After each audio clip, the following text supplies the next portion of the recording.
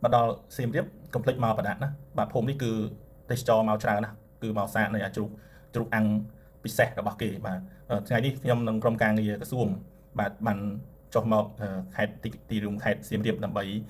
điệp trongการประชุมថ្ងៃស្អែកជាការប្រជុំមួយថ្នាក់ជាតិរៀងធំដែរចឹងហើយក៏មកជាច្រើនគ្នាបាទហើយក្រុមនេះគឺមករឿងណាគឺមិនដែលភ្លេចទេមកញ៉ាំរបស់ឆ្ងាញ់ឆ្ងាញ់បាទអញ្ចឹងនៅបដានេះដែលពេញនិយមជាងគេមកក្រៅពីអាជ្រូកខ្វៃប្រចាំតកូលរបស់គេនេះគឺគេធ្វើអាកោត្នោតហ្នឹងគឺមានរសជាតិឆ្ងាញ់ដោយសារ snow នៃអាកោត្នោតហ្នឹងគឺមានខ្ទិះនៅក្នុងហ្នឹងហើយម្សៅគេយកមកធ្វើហ្នឹងមិនដឹងគេធ្វើវាមិនទេវាមានលក្ខណៈទន់បាទទន់ខ្ទិះឆ្ងាញ់ឆ្ងាញ់មែនតើបាទហើយនៅ restaurant ដែលខ្ញុំញ៉ាំនេះក៏មានជំនាញពិសេសរបស់គេមួយដែរគឺនំបញ្ចុក